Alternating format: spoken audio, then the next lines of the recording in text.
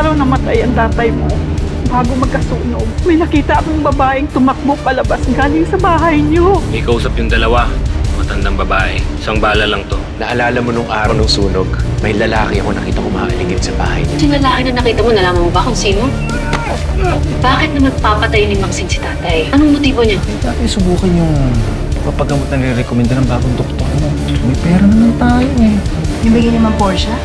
Baka nga dahil dyan sa pera na yan, kung ba't hindi ako gumagaling, Luis? Mas kailangan ko na talaga maghanap ng trabaho. Mas iniisip ko mag-apply kay Amira. Pansamantala lang naman to, Rose. Di ba pwedeng maghanap ka ng ibang trabaho, yung mas permanente?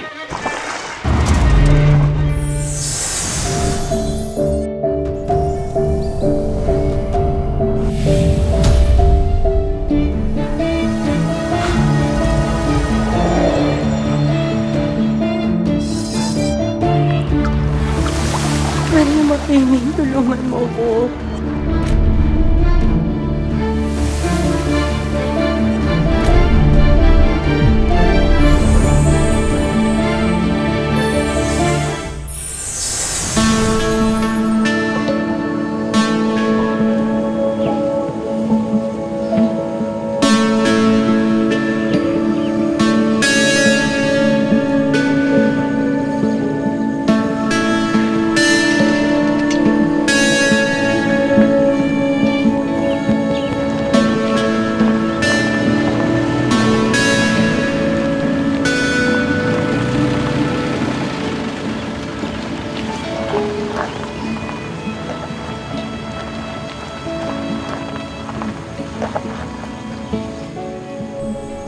Amira.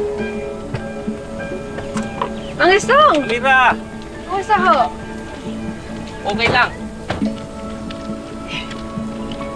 Sabi na pa rito kayo. Anong meron? Anong nangyari?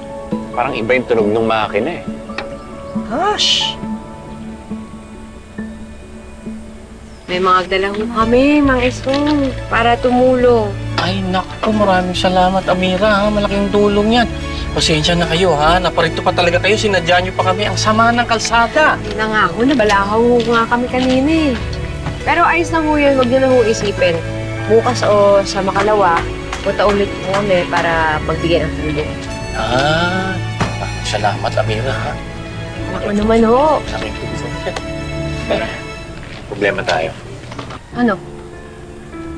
Sira ata yung alternator na ito. Kaya pala iba yung tunog niya eh. Gusto meron bang malapit na talyer dito? Naku, walang talyer dito eh. Alex eh. Kailangan mo pang lumabas ng highway. Malayo ba yun? Medyo malayo. OMG! Ang ibig sabihin ba dito? Hindi tayo makakalis dito. Hindi ba din ako nagdala ng mga skincare ko? Paano na yung skin ko? Kaya po ba lakarin yun? Nako, Alex, medyo malayo nga yung gaya ng sinabi ko sa'yo. Aabutan ka ng dilim, eh, hapon na. Ang mabuti pa, ganito, dumito na lang muna kayo. Dito na kayo magpaumaga para sa safety ninyo. Delikado kasi kung lalakarin mo yan, malayo. Eh, di naman kayo dito. Dito na kayo matulog. Ano, Alex? Paano? Mang Estong, pwede ho patulong na lang ho kami sa mga ibababa. Oo naman. Alex, Lito! lang. Pakitulungan sila, Alex. May ibababa daw. Sige ho, dito. Mang Estong, kamusta ho? Mang Lito, dito. Nararamdaman ko. Medyo ayos-ayos naman ah. Ito po, para po sa inyo lahat. Tulong-tulong na lang po tayo. Hindi lang ulit tayo nagkita-kita. Ganda. Patulong naman, oh. Ano ba yan? Gamitin natin yung braso mo. Wow! Hello po! Lagyan na lang natin dyan.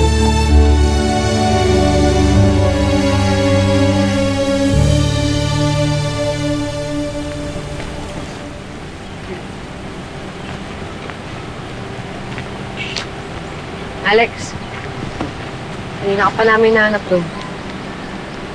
Wala talagang signal dito. Sorry, nadamay ka pa. Wala naman talaga sa plano to. Usapan, balikan lang. Ako ba, Amira, wala yun. Trabaho to. Gusto ko lang talaga makontakt si Rose para alam niya rin kung asan tayo. Sige. Pag may signal na, sabihin mo sa akin ako nakakausap kay ate. Sinasabi mo lang yan kasi alam mo hindi na natin siya makakontak eh. Bakit? Sino ba mas takot sa atin kay ate? Ako yata. Amira, ano na palang gagawin natin dun sa sinabi ni Aling Vir na tol kay Maxine? Hindi naman tayo sigurado kung may kasama talaga siya ron namatay si Mang Crisanto. Pero syempre, di ba dapat managot pa rin siya? Alam mo, napapaisip na ako eh. Kung tama pa ba itong ginagawa kong paghihiganti?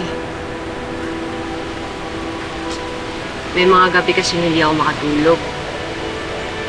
Iniisip ko yung mga taong nasaktan. Kahit binabalik ko lang naman sa kanila yung karma. Anong balak mong gawin? Ito. Siguro, dadagdagan ko na lang tong pagtulong ko. Tutulong na lang ako sa mga naape, mga nangangailangan. So, okay ito eh. Welcome back. Ha? Yung welcome back. Sinabi mo yan, parang bumabalik na yung dating Amira na kakilala ko. Uy, Amira, baka naman pwede ka mag-request kay Maria Makiling na maglagay na signal dito para makontak ko na yung ate mo.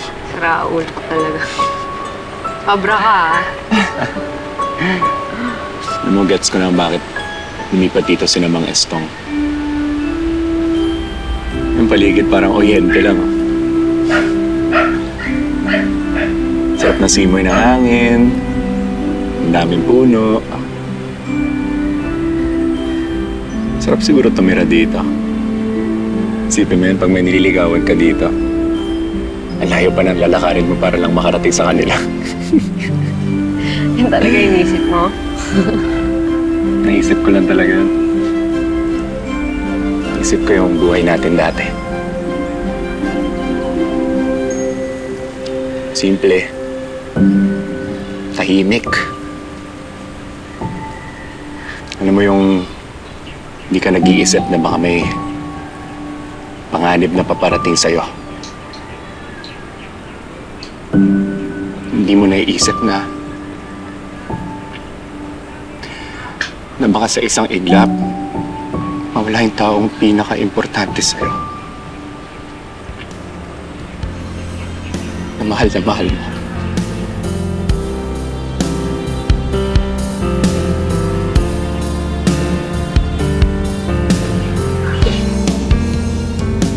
Mga Mira, grabe takot ko noon nung hawak ka ni Chip Santi.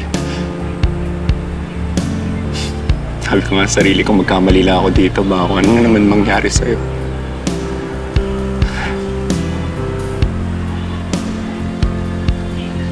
Sobrang saya ko lang naligtas ka.